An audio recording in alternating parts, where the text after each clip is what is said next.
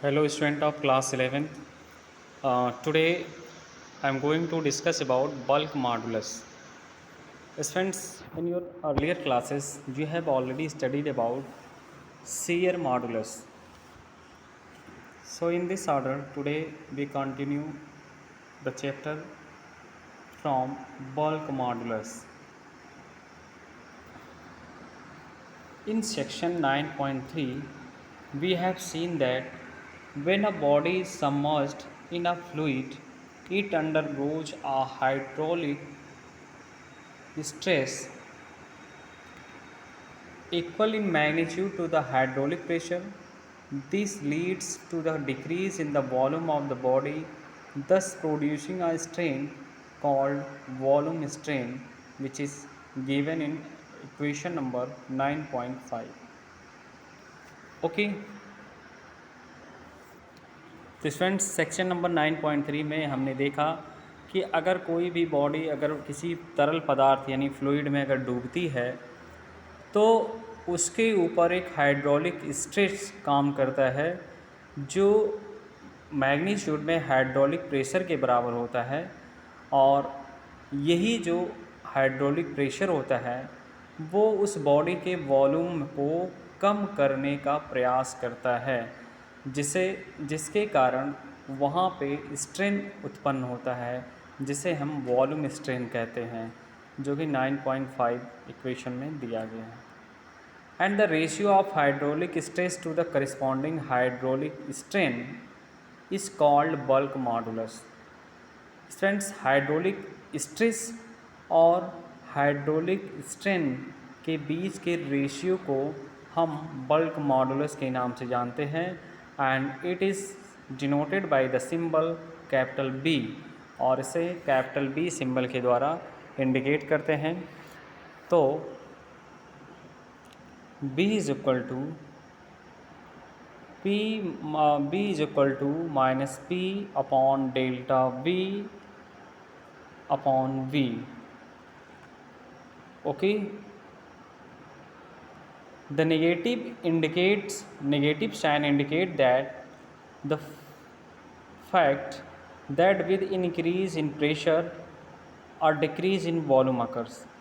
तो स्टूडेंट्स, यहाँ पे नेगेटिव साइन हमें ये इंडिकेट करता है कि अगर उस पर लगने वाला जो प्रेशर है उसमें अगर वृद्धि होती है तो उसके वॉल्यूम में कमी होती है।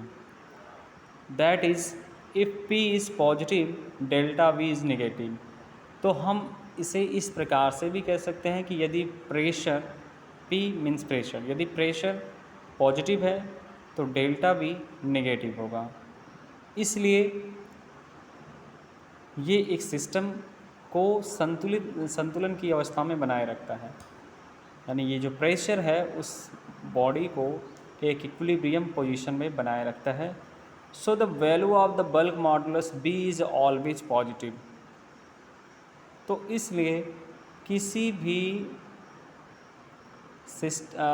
भी बॉडी के लिए उसका बल्क मॉडुलस B जो होता है वो हमेशा पॉजिटिव होता है। So SI unit of bulk modulus is the same as that of pressure, that is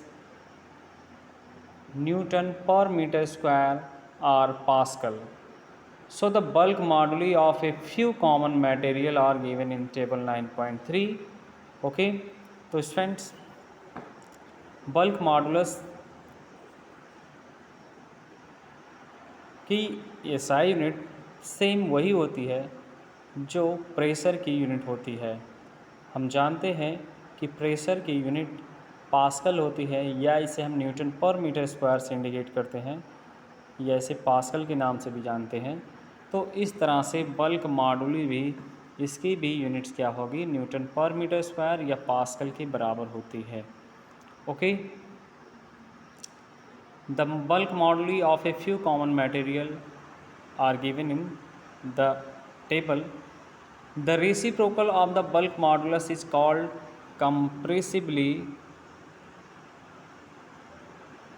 compressibility and is denoted by small k। तो स्टूडेंट्स, बल्क मॉडुलस का जो रेसिप्रोकल होता है उसे हम कंप्रेसिबिलिटी कहते हैं और उसे स्मॉल के से डिनोट करते हैं।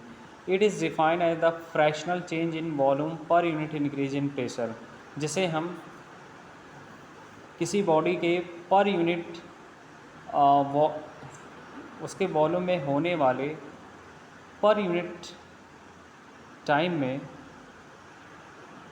Fractional change in volume per unit increase in pressure, मतलब प्रेशर के कारण उसके प्रति यूनिट में होने वाला उसके आयतन में परिवर्तन को हम स्मॉल के से डिफाइन करते हैं।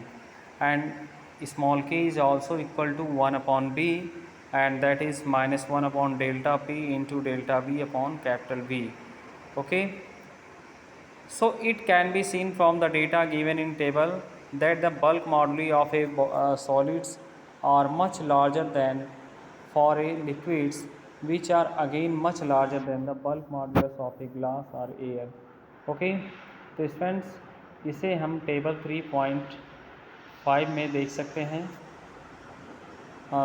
टेबल 9.3 में दिया गया है, जिसमें बल्क मॉडुली किसी भी सॉलिड का जो बल्क मॉडुलस होता है वो उस लिक्विड से हमेशा ज़्यादा होता है। Okay,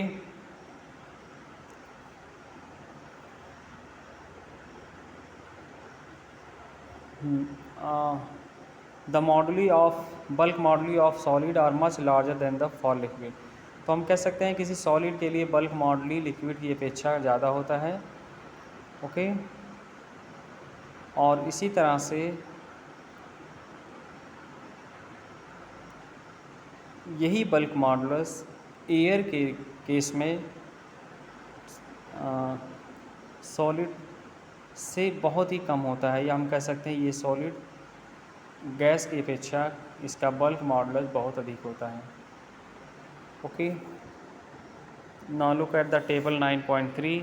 In this table there are the bulk moduli of some common material like aluminum, brass, copper, glass, iron, nickel, steel and etc. These are solid material, and as well as there are also given that liquids and gases material. So friends, in liquid water its bulk modulus is 2.2, ethanol 0.9, carbon disulfide 1.56, glycerin 4.76 and mercury whose which is 25 Pascal. Okay, and gases air at STP that is equal to 1.0 into 10 to the power minus 4. So friends, these are the bulk moduli for some common material. Okay, तो gases have large compressibility which vary with pressure and temperature. Friends, हम जानते हैं कि गैसों को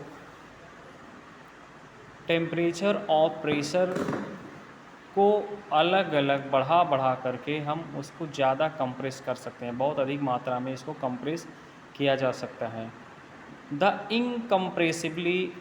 इनकम्प्रेसिबिलिटी of the solid is primarily due to the tight coupling between the neighboring atoms.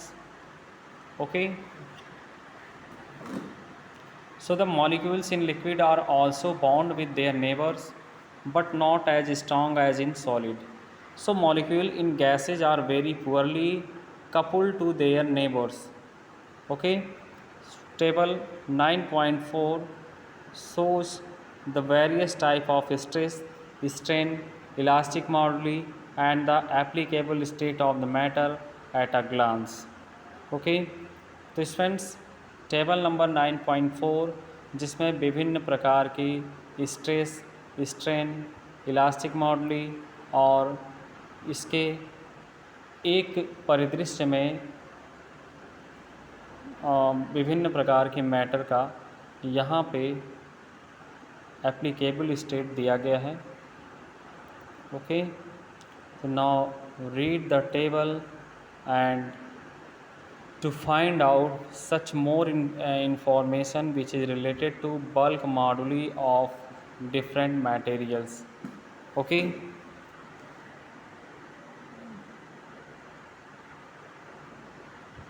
so friends, in table 9.4 type of stress, tensile or compressive. and we know that sigma is equal to force upon area, and the stress, two equal and opposite forces perpendicular to opposite faces. Strain, that is the elongation or compression parallel to force direction, means delta L upon L, longitudinal strain.